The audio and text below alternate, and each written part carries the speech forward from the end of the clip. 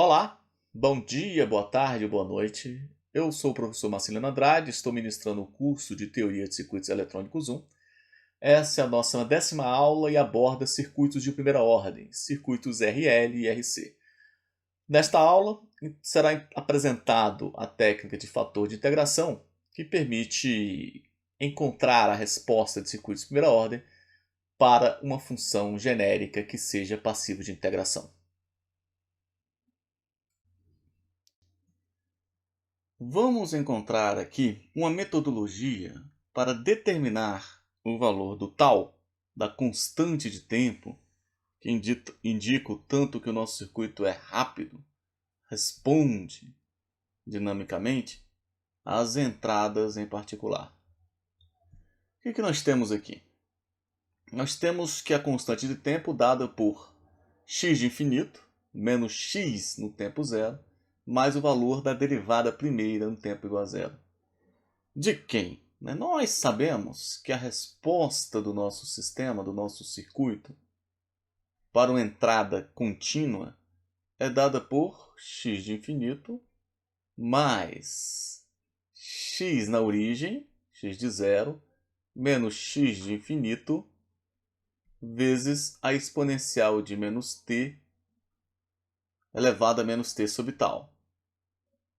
Se a gente deriva este valor, encontramos dx de t dt no tempo t igual a zero, nós vamos aqui identificar que é uma constante. Aqui repete esse valor, mais a derivada deste argumento. Então será x de zero menos x de infinito vezes e de menos t sobre tal, 1 sobre tal, negativo, para t igual a zero. Consequentemente, nós vamos ter que o dx de t dt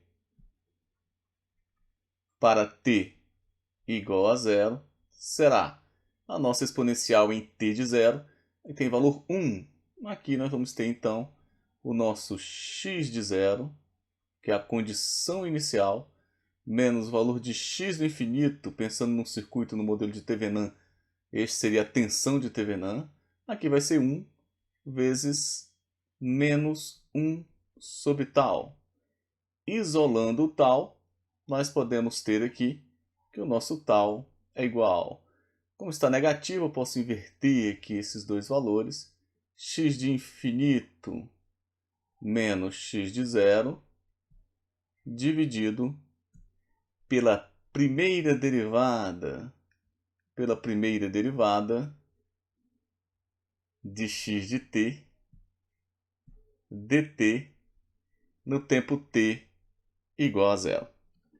Então, esta é a expressão que nos permite encontrar o valor da constante de tempo a partir do x de infinito, x de zero e a primeira derivada em t igual a zero. Vai ser interessante a gente desenvolver este problema para buscar esses valores, e aí a gente tem a oportunidade de rever vários aspectos anteriores. Neste problema, o que está objetivando aqui é encontrar o valor da tensão V de t. E aqui está a resposta, mas nós vamos buscar outra coisa nele. Vamos buscar o valor da constante de tempo, que inclusive está aqui como 0,4 segundos. Então vamos buscar. Como buscar? Primeiro passo, nós precisamos encontrar esses valores aqui desta equação. Então, para t igual a 0 menos, nós teremos a condição de encontrar o v de zero, que é igual a v de 0 menos, já que nós temos um capacitor e a tensão no capacitor não muda instantaneamente. Como esse circuito se encontra em t de 0 menos? O circuito tem esta característica. Ele tem aqui uma fonte de tensão. Essa fonte de tensão se conecta a uma resistência, que por sua vez se conecta a outra resistência. E aqui nós temos a sua saída. Nós temos um capacitor conectado a este circuito. Só que esse capacitor ele foi conectado há muito tempo atrás. Consequentemente, ele se encontra aberto, já que ele está carregado e não tem diferença de potencial. aqui de conexão da nossa fonte e a própria tensão no capacitor. Se não há queda de tensão nessas resistências, e nós já temos aqui de antemão que a tensão que aqui se encontra, que é exatamente a tensão que nós estamos procurando, que é este V de 0-, é igual à tensão da fonte, por não ter queda de tensão nessas resistências, nós podemos deduzir diretamente que a tensão inicial é igual à tensão em 0-, que é igual a 3 volts. Sem mais contas, basta desenhar e perceber que o circuito tem este comportamento. Vamos buscar o próximo elemento. Precisamos agora encontrar o valor de x de infinito. Para t igual a infinito, implica que vamos encontrar o x de infinito, que é igual ao nosso V de Thevenin neste circuito. Como o circuito se comporta nessas condições? Nós continuamos tendo essa fonte, naturalmente. Ela está presente durante toda a vida desse circuito. Temos essa resistência de 3 ohms. Temos esta outra resistência aqui presente. E no caso a chave está fechada. Pelo fato da chave estar fechada, nós vamos ter esta resistência de 6 ohms aqui intermediária. Porém é no infinito. Por ser no infinito, o capacitor também se encontra carregado. E aí não temos corrente passando sobre ele. E aqui fica a nossa tensão de infinito. Por não ter corrente caindo, passando sobre ele, nós não vamos ter queda de tensão nesta resistência de 6 ohms. Teremos essa de 3 ohms, essa de 6 ohms aqui presente, dado o fechamento da chave, e aqui 3 volts. Consequência disso, o nosso V de infinito não passa de um divisor de tensão, garantindo naturalmente que a corrente que passa neste componente é igual a zero. Logo, temos que a tensão aqui presente também é zero. Aplicando o nosso divisor de tensão, V de infinito terá o valor de 6 dividido por 3 mais 6. Assim, nós vezes 3, que é a fonte. Assim, nós teremos 6 vezes 3 dividido por 9. Cortando este com este, aqui dá 3, este com este, aqui dá 2. Assim, V de infinito tem um valor de 2 volts neste circuito. Para encontrar a constante de tempo, ainda precisamos de mais um elemento, que é o valor da primeira derivada da tensão no tempo t igual a zero. Então vamos colocar aqui o nosso circuito para o tempo t de 0 mais. Esse circuito tem a seguinte característica. Nós temos aqui ele desenhado por meio de t de 0 mais uma fonte, mais e menos, a mesma fonte presente o tempo todo. Temos aqui a resistência de 3 ohms, a resistência de 6 ohms, e agora nós temos o capacitor, e precisamos encontrar a primeira derivada nesse capacitor. Da tensão nesse capacitor. Essa resistência também está presente e o nosso circuito está completo. Hoje nós temos 3 volts aqui, 3 ohms nesse passo, nesse resistor, 6 ohms aqui. O nosso capacitor tem um valor de 0,05 farads e aqui nós temos 6 ohms. Como encontrar este valor?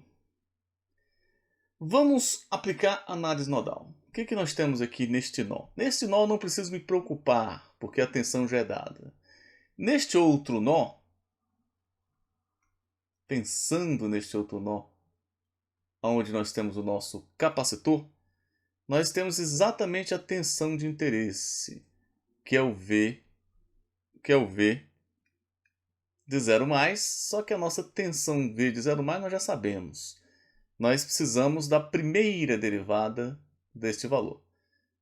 Mas nós temos também a tensão deste nó, que é V de 0 mais, e aqui é 3 volts. Aqui vai ser 2 volts a tensão, e nesse caso 3 volts. Na parte intermediária, nós vamos ter uma corrente chegando. Eu estou definindo, estabelecendo essas orientações de corrente conforme esses passos. E aí teremos, naturalmente, esses valores de tensão aqui sendo aplicados, nessas polaridades ali presentes. Como encontrar essa primeira derivada? Vamos aplicar a análise nodal. Se a gente encontra por análise nodal, temos condições de encontrar tudo aqui. Encontrando a tensão deste nó, nós teremos condições de encontrar a primeira derivada.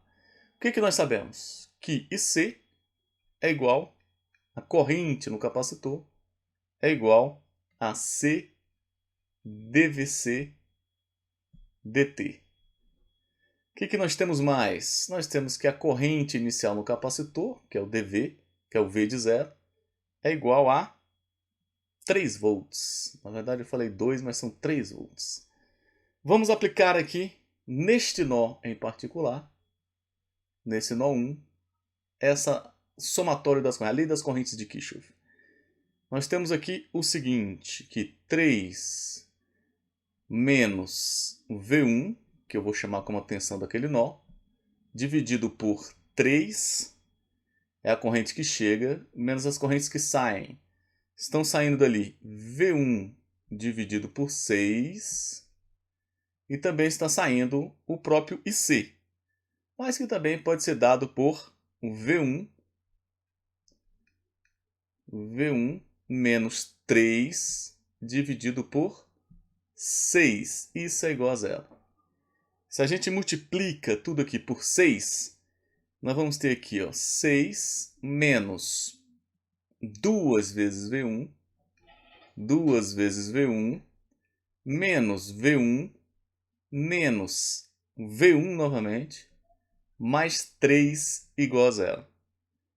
Daqui, nós podemos juntar os V1s, onde nós temos menos 4 V1 é igual a menos 9. Menos 9, retirando que o nosso V1 tem um valor de 9 sobre 4 volts. Mas o nosso objetivo não é o V1, é encontrar a primeira derivada da tensão no capacitor.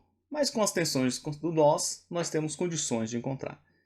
Isso porque IC é igual a C dV dt, que por sua vez será igual ao valor de C, que tem o valor de 5. Na verdade eu tenho C dV dt, e C é esse valor da corrente que passa nesse resistor. Então vamos colocar em função de V1 aqui. Vai ser V1, que é 9 sobre 4, menos 3, que é a tensão no capacitor, dividido por 6. Observe que ainda C eu não substituí, mas eu substituo nesse passo aqui. Quanto é que é o valor de C? É 0,05 farad, então é 5 dividido por 100 vezes a derivada dt. Isso aqui já é no tempo zero, porque eu estou colocando o valor da tensão igual a 3. Vai ser igual a esses valores aqui. 9 menos, multiplicar por 3 aqui. Então, 12, 9 menos 12. Embaixo eu boto 4 vezes 6, e vai dar 24. Daqui agora nós podemos isolar o nosso dV0 dt, que é o terceiro elemento para encontrar a nossa constante tal.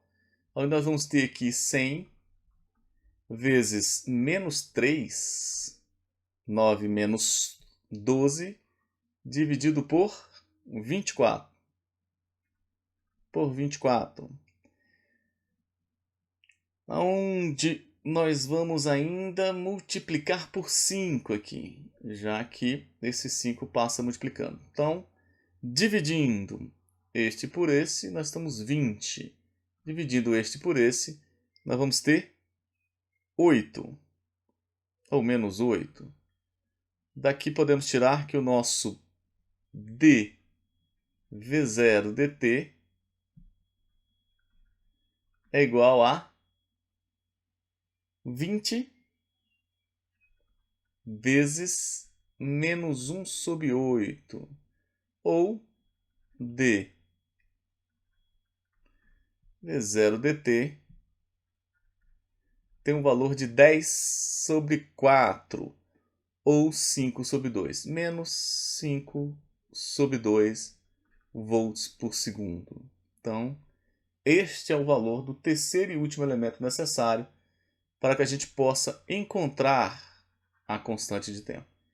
Agora é substituir. O que é a constante de tempo? A constante de tempo será igual a x de infinito. X de infinito, no nosso caso, é 2. É 2. Menos x inicial. X inicial aqui é 3. Dividido por primeira derivada no tempo igual a zero.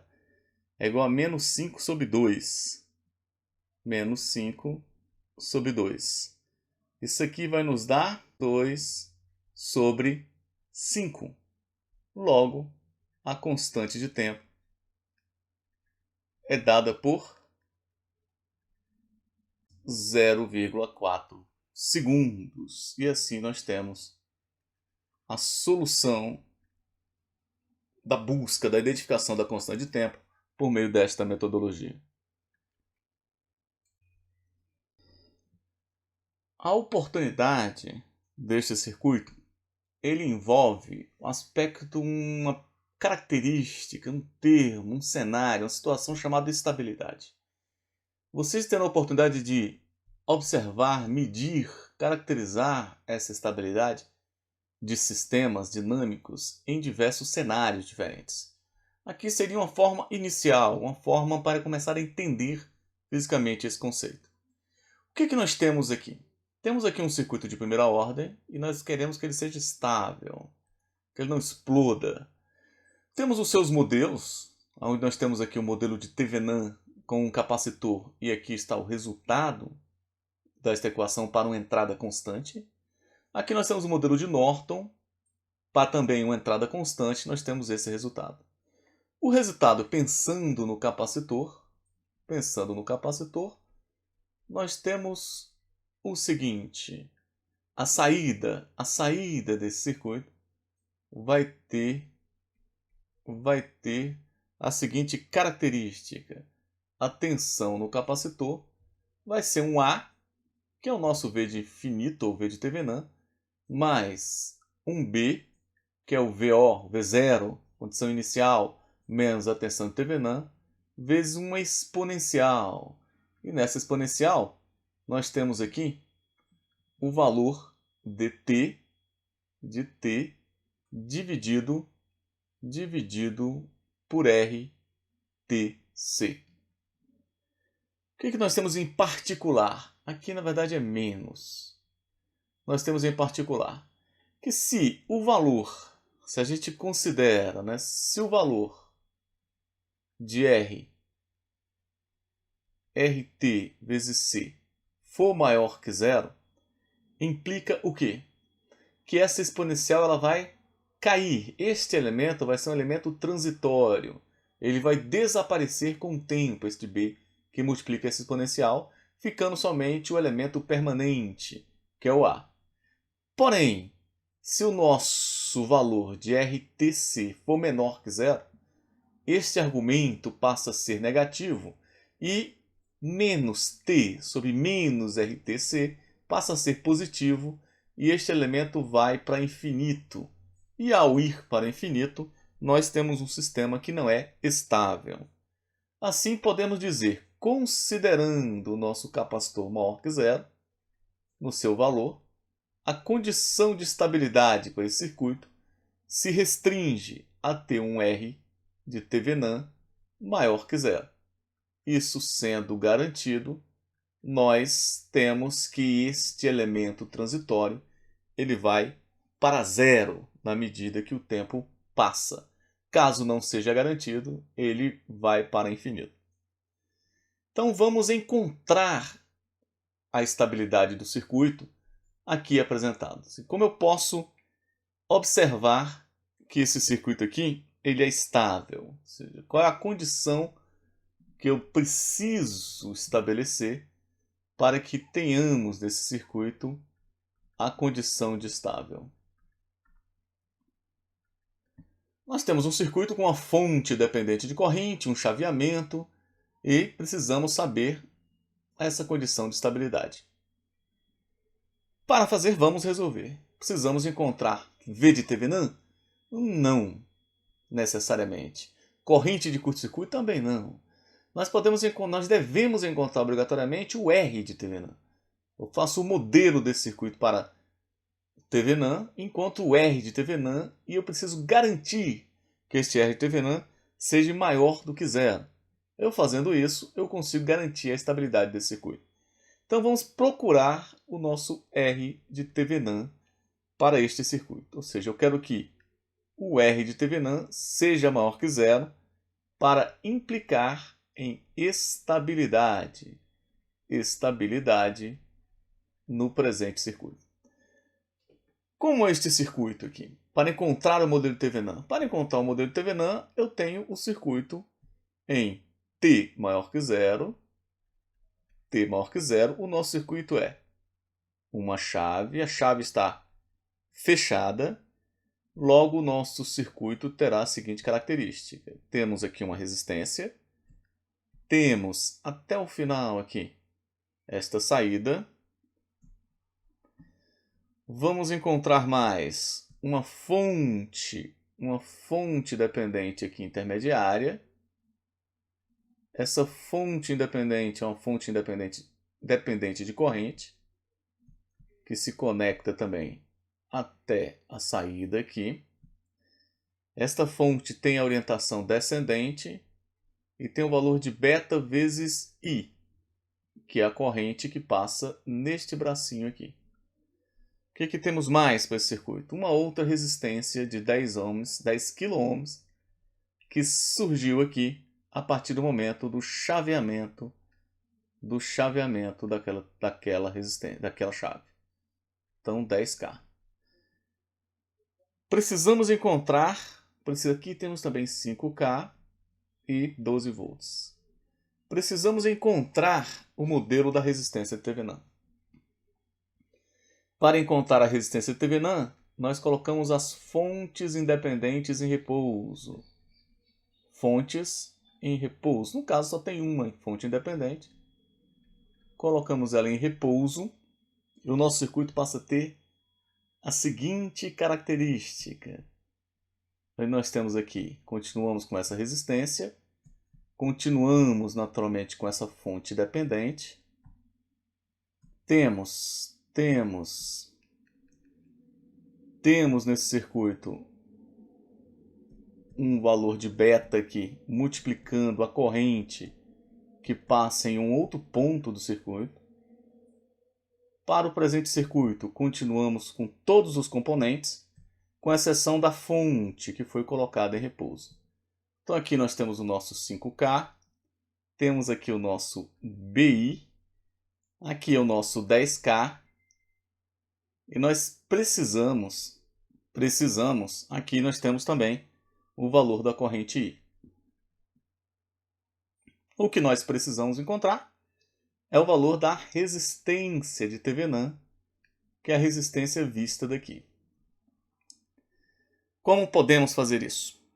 Uma forma alternativa, uma forma é encontrar o V de Thevenin, depois encontrar a corrente de curto-circuito e dividir um pelo outro.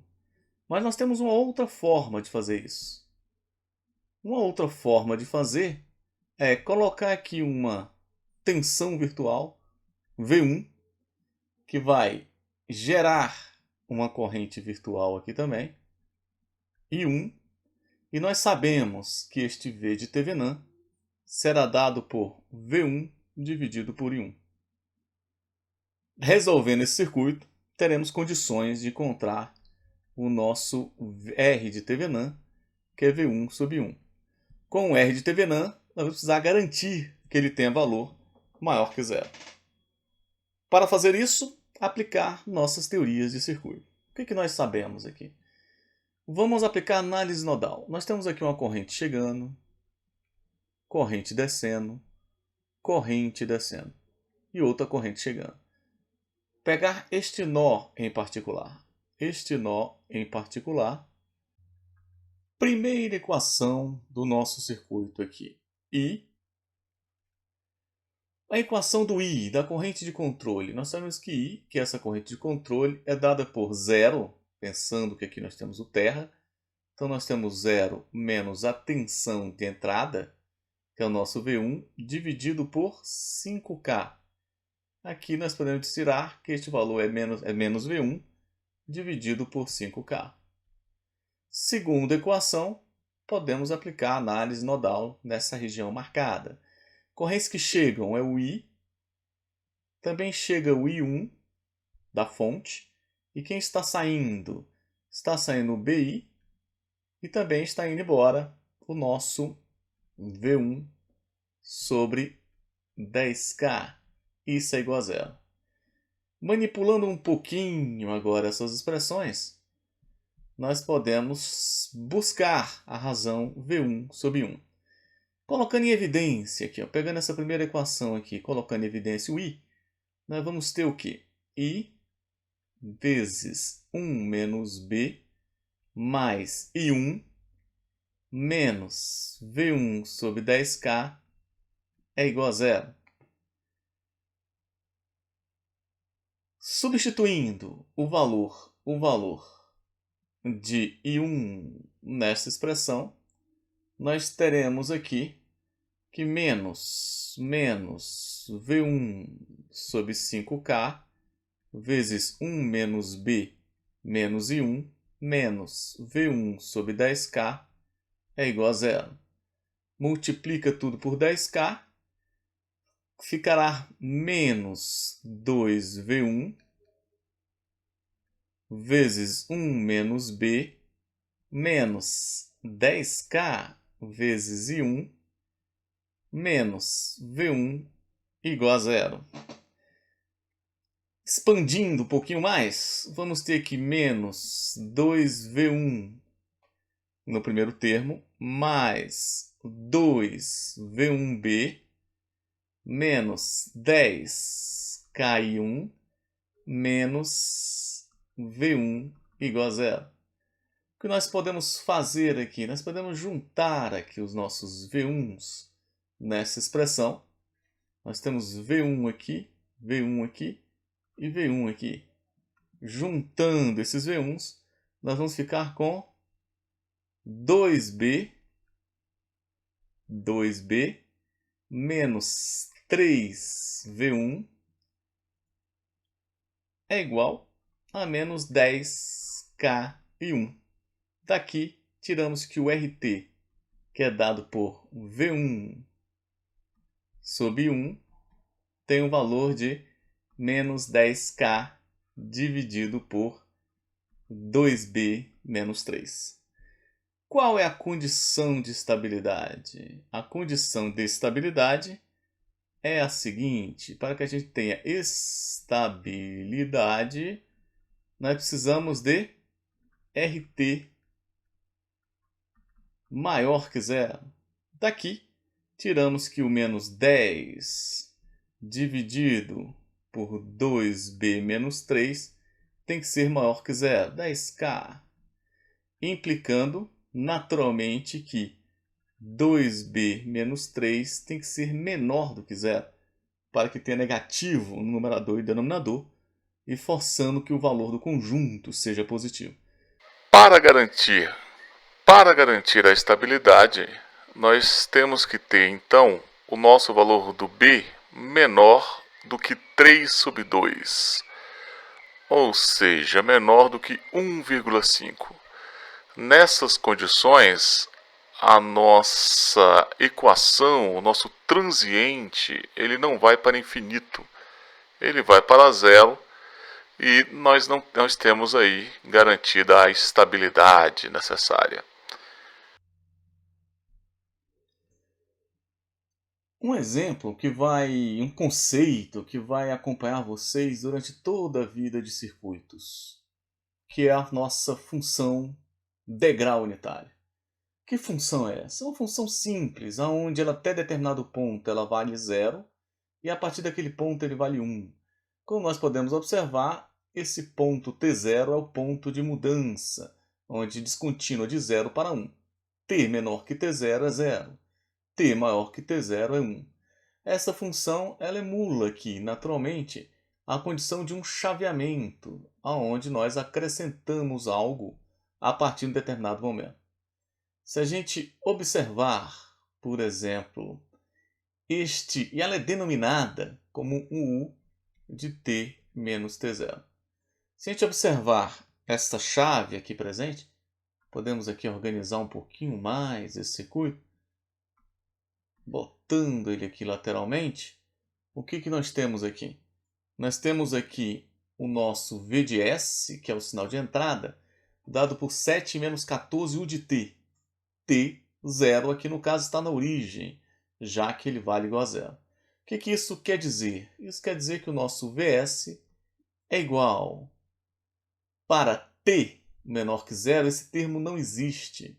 Logo, ele é 7 para t menor que 0. E para t maior que 0, ele existe. E fica 7 menos 14, então vai ser menos 7 para t maior que 0. Então, a fonte tem dois valores. A fonte aqui em particular, o nosso Vs, ele tem a seguinte característica. Ela vinha com um valor igual a 7 até determinado ponto. E a partir daquele ponto, até aqui ele tinha o valor 7 volts. E a partir da origem, ele passou a ter menos 7 volts. Sendo aqui a origem e aqui é o tempo. Esta é a nossa fonte de entrada nesse sistema. Como resolver? Resolve-se da mesma forma que já estamos fazendo com todos os circuitos anteriores de primeira ordem. Aqui, em particular, nós vamos poder agora fazer o seguinte. Considere t igual a 0 menos. E vamos encontrar a condição inicial. E nós já sabemos a solução desse circuito para uma entrada degrau. Para uma entrada constante, no caso. Para t igual a 0 menos, nós temos aqui, particularmente nesse circuito, a seguinte formação. Mais menos. Temos aqui uma resistência. Temos conectado aqui o capacitor. Temos outra resistência e aqui a saída. Nós vamos procurar aqui, nesse primeiro passo, o nosso V de 0, a nossa condição inicial, que é fundamental para que a gente tenha a solução do circuito. O que nós vamos encontrar aqui? Encontrar o valor de V de 0 menos, que é igual a V de 0 mais. Observamos notoriamente que isso é um divisor de tensão. Assim, o nosso V de 0 menos tem um valor de 5 dividido por 3 mais 5 vezes 7, implicando no valor de 35 dividido por 8 volts. V de 0 é igual a V de 0 menos, que é igual a 35 sobre 8 volts. Então, já encontramos a nossa condição inicial. Vamos caçar a solução completa desse circuito. Qual o próximo passo? Buscando a solução completa desse circuito, nós precisamos agora encontrar o valor de V de infinito. Para isso, vamos definir aqui o nosso t de infinito com o objetivo de encontrar o V de infinito. O que nós temos aqui em particular? O nosso circuito passa a ter a seguinte representação. Hoje nós temos aqui a nossa resistência, uma outra resistência. Com relação à topologia do circuito, não muda nada. O nosso objetivo, aqui nós temos uma resistência de 3 ohms, outra de 5 ohms. E o nosso objetivo é encontrar o valor da tensão de infinito para poder aplicar a nossa equação de identificação de saída desse circuito com entrada constante. O que nós sabemos agora é que para T no infinito, o valor dessa tensão passa a ser menos 7 volts, já que ele chaveou através do degrau. Consequência disso, o V de infinito continua sendo aqui um divisor de tensão, porém com a fonte com valor diferente. Teremos 5 dividido por 5 mais 3 vezes menos 7, que por sua vez vai nos dar menos 35 sobre 8 volts, é o valor do infinito.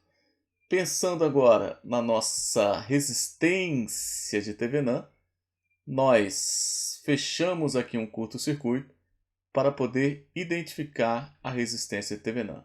No caso particular, a resistência de Thevenin será o paralelo de 3 com 5, onde temos 3 vezes 5 sobre 3 mais 5. Esse valor será 15 sobre 8 ohms, é o valor da resistência de Thevenin. Vamos buscar a solução completa. Para que tenhamos a solução completa, precisamos também do valor do tal. Tal nada mais é do que o RT vezes C, que por sua vez terá o valor de 15 sobre 8 ohms vezes o nosso C, que é igual a 460 milifarads. Resumindo aqui, um resumo de todos esses valores. Quem é o valor de V0? V0 nós já encontramos aqui como 35 sobre 8 volts. 35 sobre 8, que dividindo vai ser 4,38 volts já calculado. V de infinito é a mesma D, só que invertido, que é menos 35 sobre 8. Então, menos 4,38 volts. E o nosso tal, que também eu calculei previamente, vai ter o valor de 862,5 milissegundos. 862,5 milissegundos. Então, esses são os elementos que precisamos para a solução completa, com entrada constante, já que a tensão de saída é dada por V de infinito mais V0 menos V de infinito vezes a exponencial de menos T sobre tal. Substituindo os valores, o nosso V de T será igual a V de infinito menos 4,38 mais V0, 4,38, menos 4,38 e vezes E de menos T sobre 862,5, isso em milissegundos. Conclusão aqui, o nosso V de T terá o valor de menos 4,38 mais 8,76 vezes E de menos T dividido por 862,5, tendo T em milissegundos. E isso aqui é para T maior que zero. Observem que a novidade desse circuito não foi encontrar particularmente a solução completa do nosso circuito, e sim inserir o conceito de degrau unitário, que nos acompanhará inúmeras vezes em exercícios no futuro.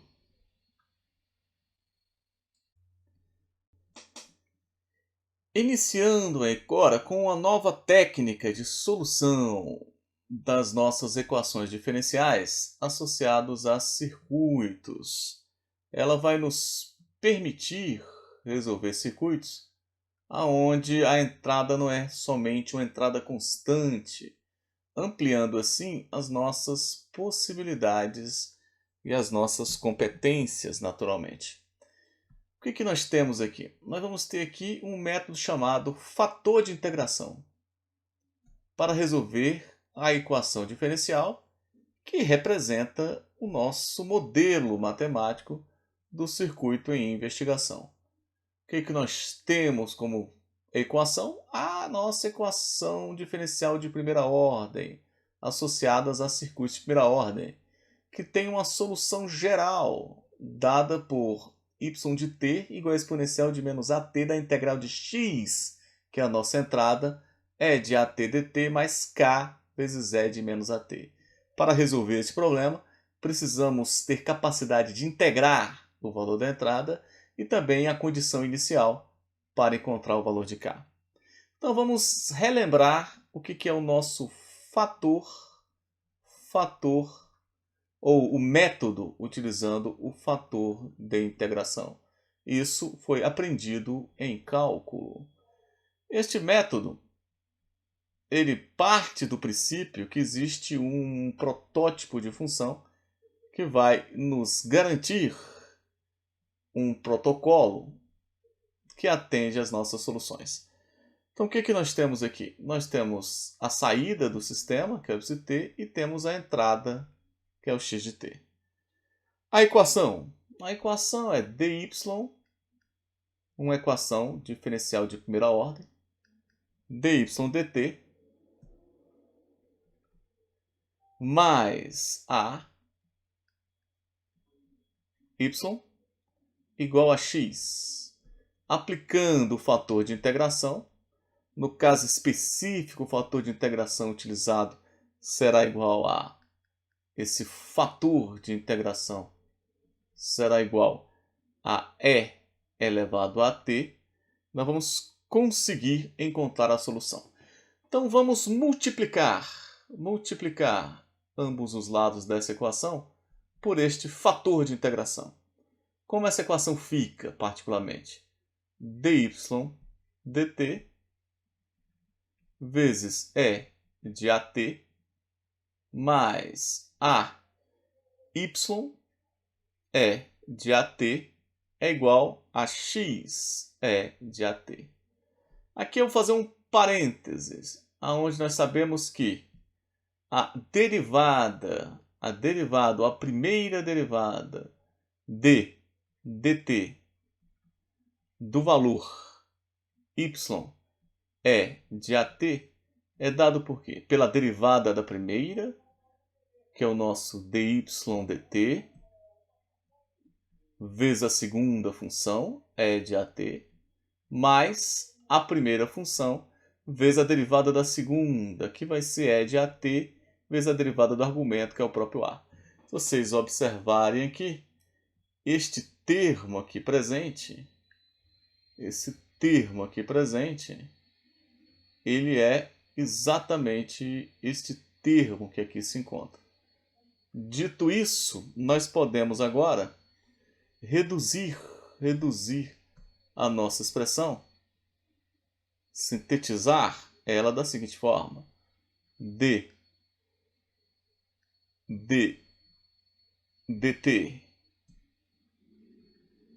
do y e elevado a t é igual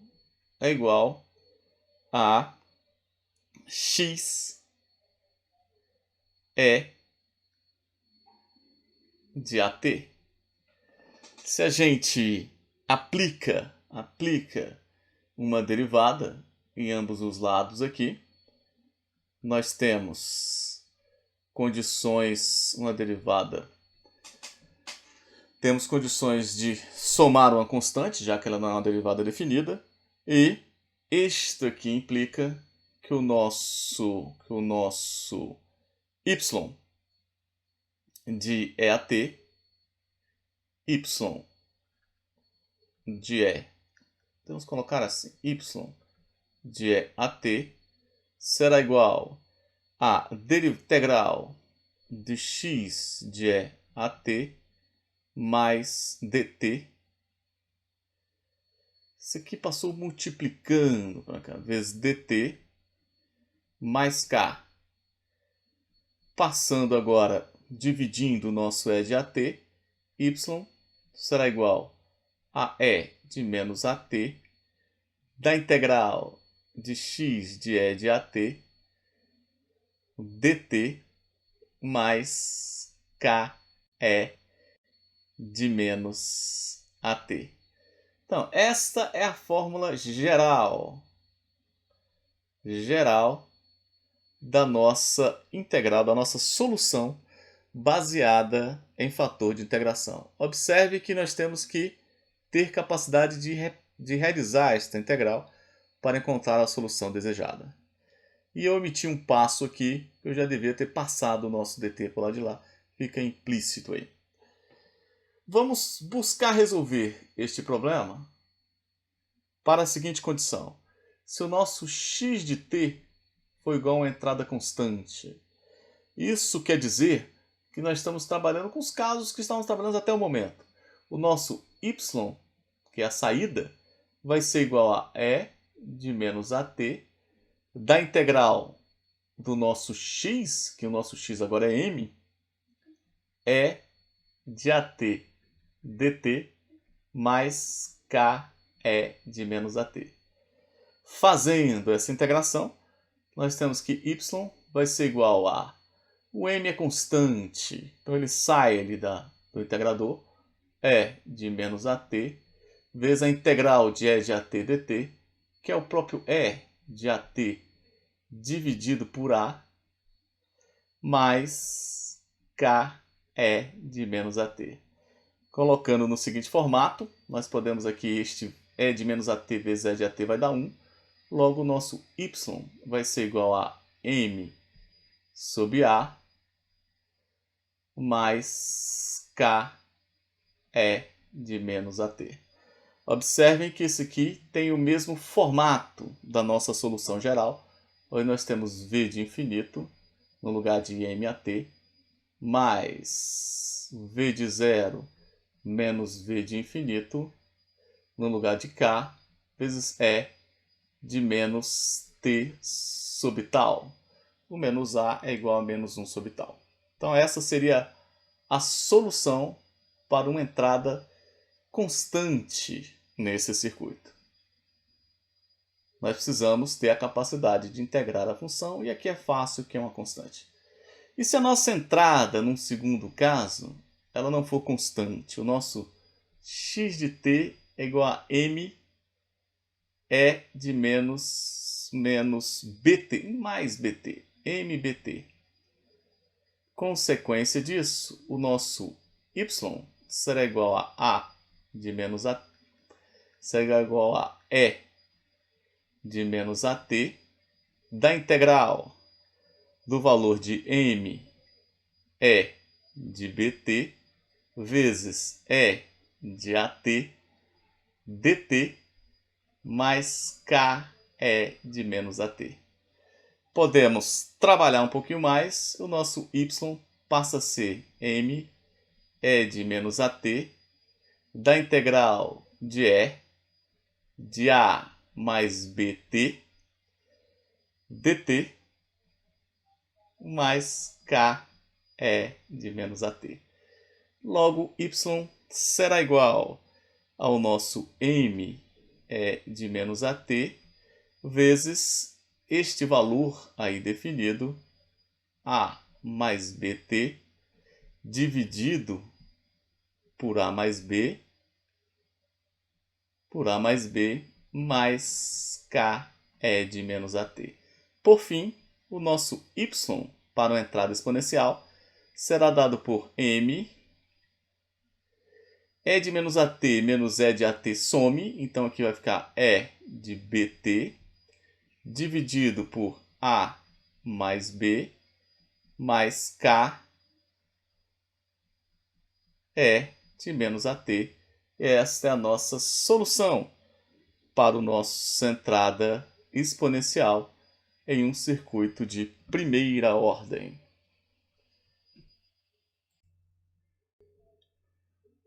Vamos resolver esse circuito. Um circuito um pouquinho mais complicado que os anteriores, onde nós temos aqui como objetivo encontrar o valor de saída para uma entrada senoidal. O que nós temos aqui para este circuito? Deixa eu dar uma organizada aqui um pouquinho. Nós temos, são várias as formas diferentes de resolver esse circuito. Uma das formas, naturalmente, é a gente aplicar diretamente o fator de integração na função senoidal e buscar o seu equacionamento. Contudo, eu acredito que esta forma que eu vou apresentar seja um pouco mais simples.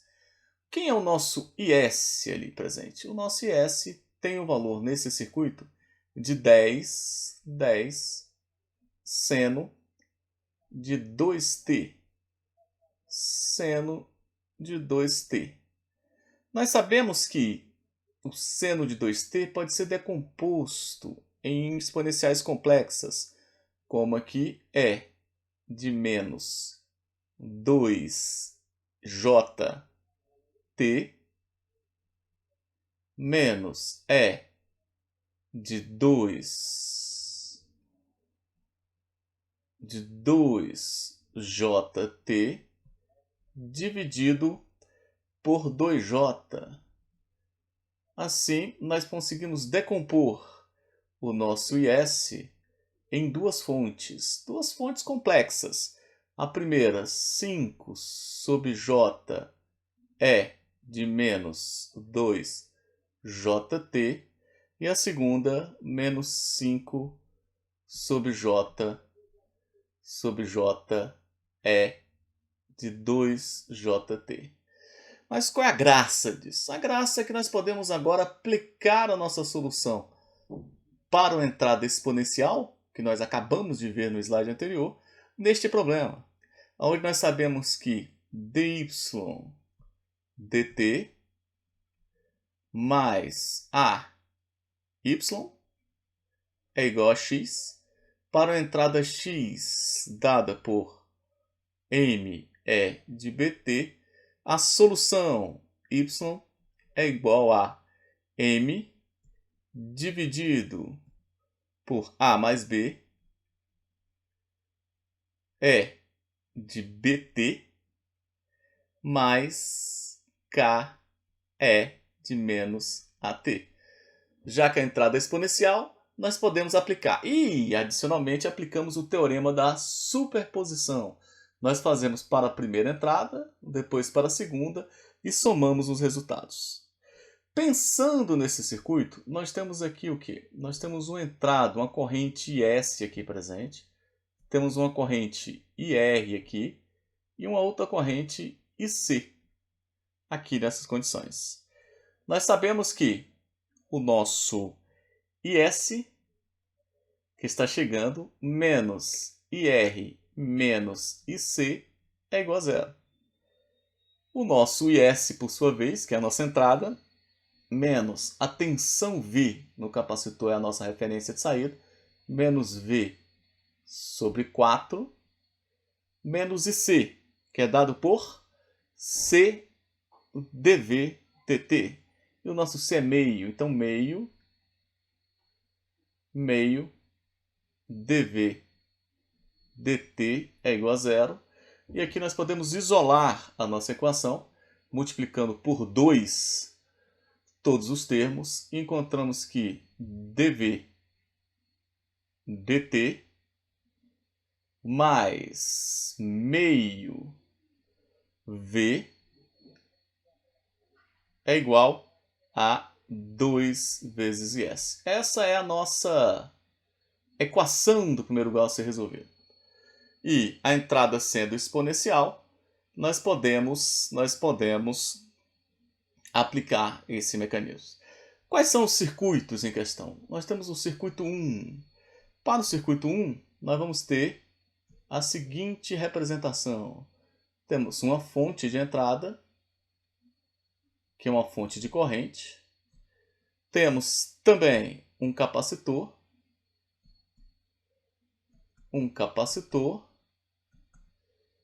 e a nossa resistência. Naturalmente, nesse circuito aqui, o nosso capacitor tem um valor de meio Faraday e a nossa resistência tem um valor de 4 ohms. Se eu for colocar um circuito 2 fazendo a superposição, nós teremos aqui também esses valores, aonde nesse circuito 2, que é o mesmo circuito, nós temos somente uma diferença. Aqui entra com IS1 e aqui entra com IS2. O IS1 tem o valor de 5 sobre J é de 2JT. E o IS2 tem o valor de menos 5 sobre J vezes E de menos 2JT. E nós temos que resolver esses circuitos para encontrar a nossa solução. Vamos para o circuito 1, buscar a solução para o circuito 1. O que nós temos para o circuito 1?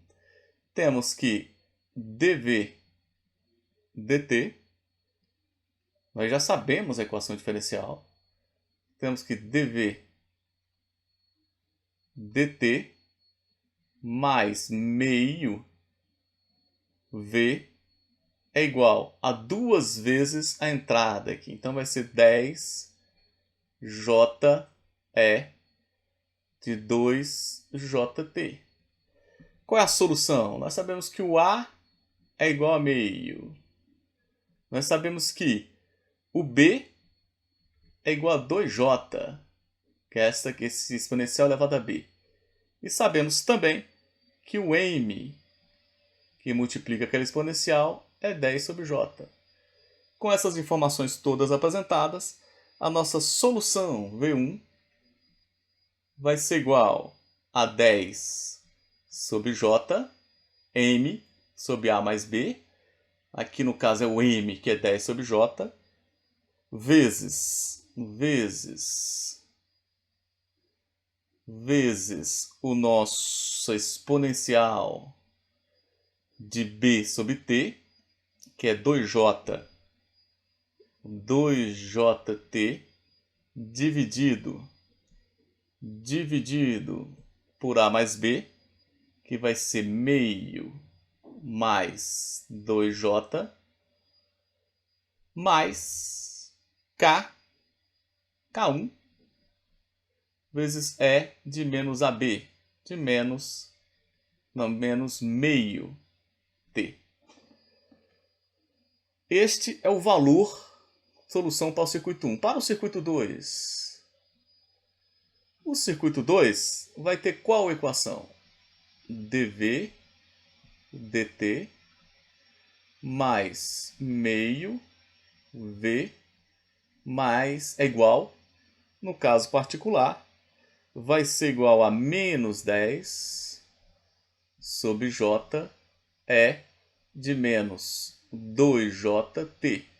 E qual é a solução para o circuito 2? O circuito 2, V2, é igual a menos 10J vezes E de menos 2JT dividido por meio menos 2J, aqui é mais, esse aqui é menos, mais K2 é de menos meio T.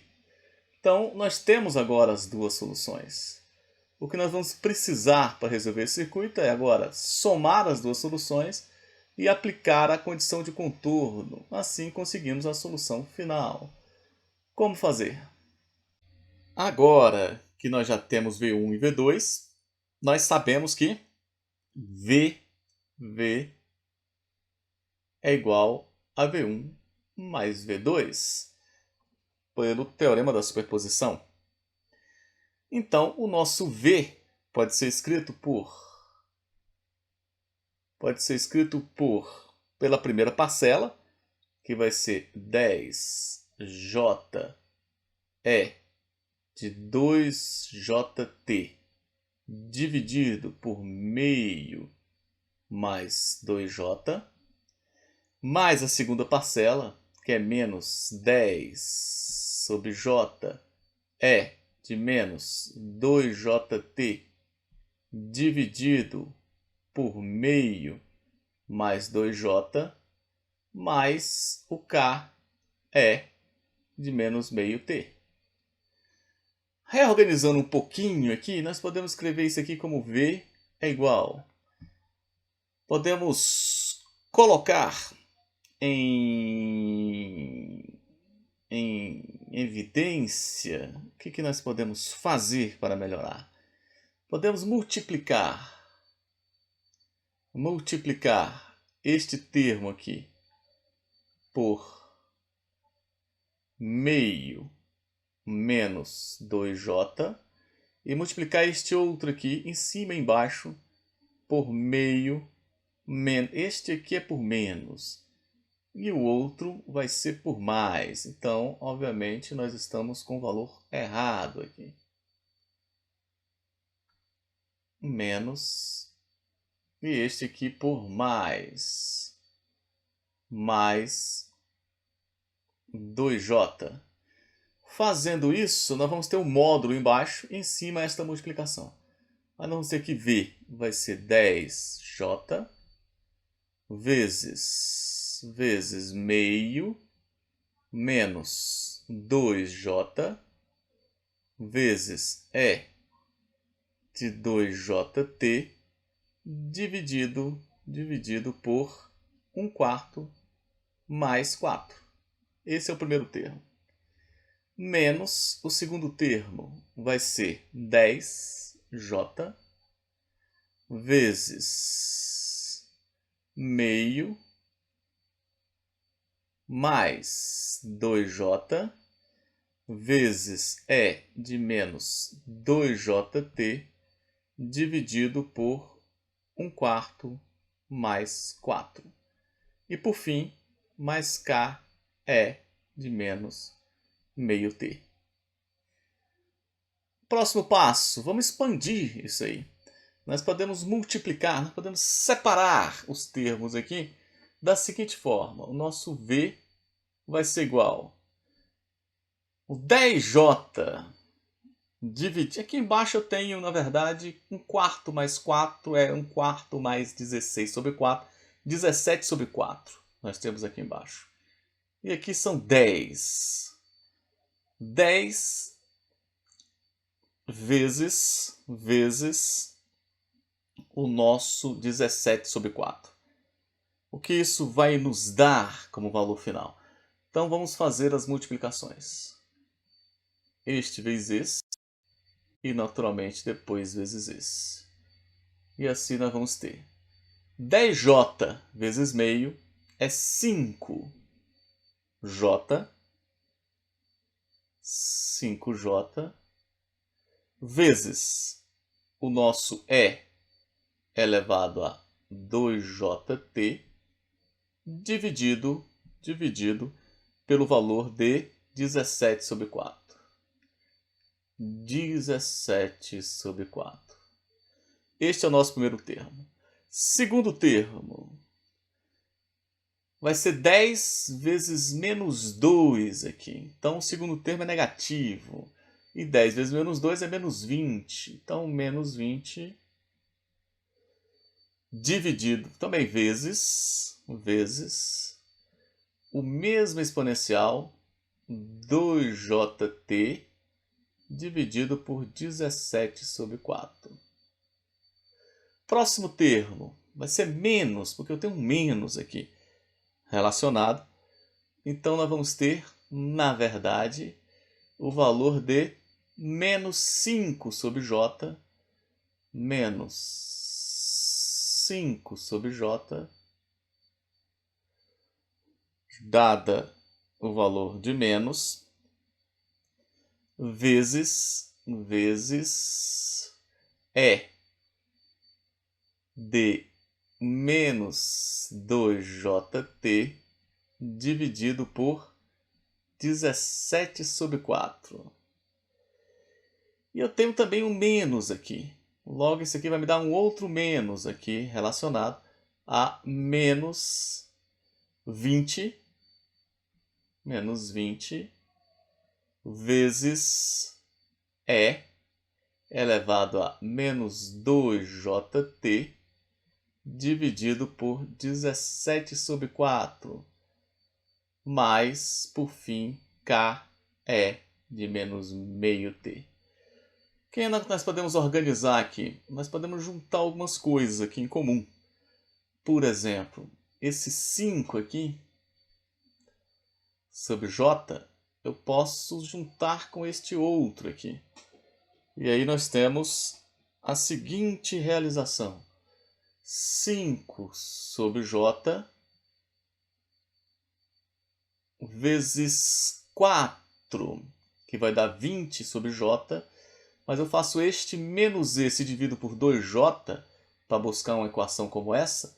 Nós temos então 40 sobre j vezes E de 2jt menos E de menos 2jt dividido por 2j. E aí nós temos a primeira expressão.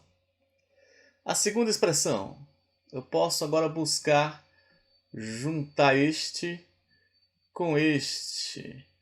E aí nós vamos ter o seguinte, menos 20 vezes 4, 80, vezes 2, então vai ficar 80 sobre 17, vezes E de 2jt, mais E de menos 2jt, dividido por 2, neste formato, mais K E elevado a menos meio t igual é a nossa solução. O que nós sabemos? Nós sabemos que V de t vai ser igual, aqui não é 40j não, aqui vai ser 40 sobre 17, já que o j passou a ficar ali embaixo, 40 sobre 17. Agora nós temos a seguinte representação, 40 sobre 17. Esse aqui é o formato do seno. Seno de 2t menos. Como eu coloquei 2 aqui, esse 80 passa a ser 160. Se não tivesse o 2, era 80. Como eu coloquei 2, esse é 160. 160 sobre 17 cosseno de 2t mais k é elevado a menos meio t.